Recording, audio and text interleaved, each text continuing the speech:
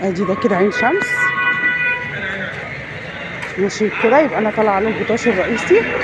لكن لو كملت كده تعالى نكمل مع بعض ندخل في الشوارع. احنا عين شمس عملنا فيه جولات كتير، كملت كده بقى انا داخله عين شمس لجوه في الاخر.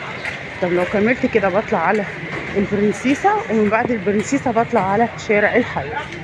بصوا الشوارع كلها معروفه في العجمي، سواء عين شمس او البرنسيسه او الحي. طبعا الشوارع عامله كده من الشتاء لغايه الفجر. هي كانت عماله تشي، يعني كويس قوي ان الشوارع كده،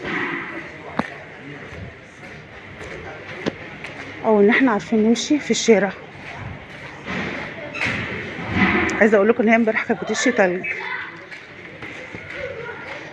فكويس قوي ان الشوارع كده.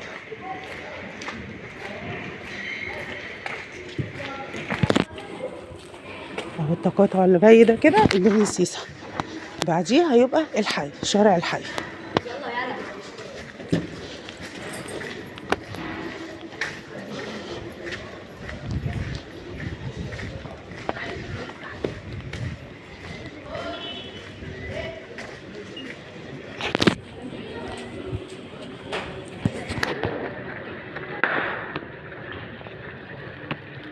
بصوا الشارع دخلناه منين؟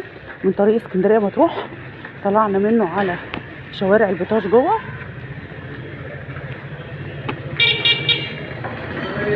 طلعنا منه كمان على شوارع معروفه جدا، على شوارع معروفه جدا في البطاش.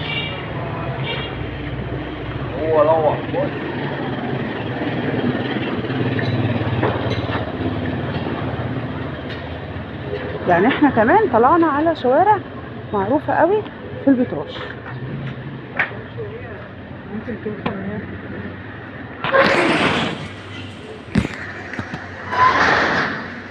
هيجي كده شارع البرنسيسه، التقاطع ده كده.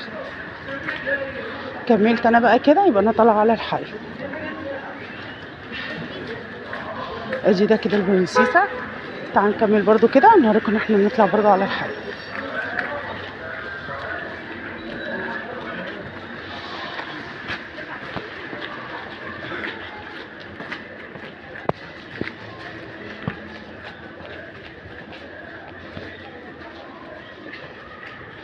دخلت كده من هنا هيطلعني على شارع الحي، بعد الشجر اللي هناك ده كده بيطلعوا على شارع الحي.